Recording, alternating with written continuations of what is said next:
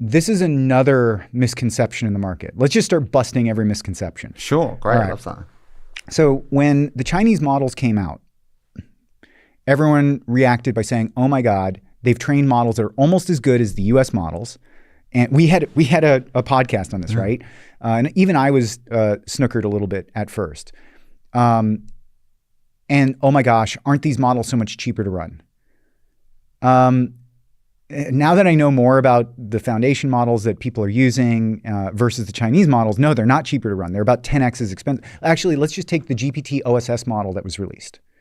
It's optimized for something different than the Chinese models, but the quality is very high.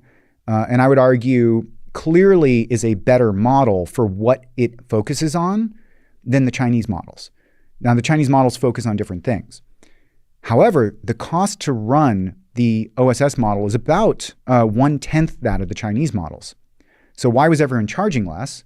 Well, when you have a sort of a captive market for a model, because people say, I want this model, and there's only one provider of it, you can charge 10 times as much.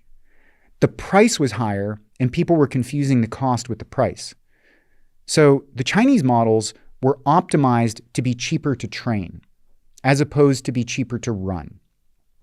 And when you see how much intelligence has been squeezed into the OSS model versus the equivalent Chinese models, it's clear that the US still has a training advantage.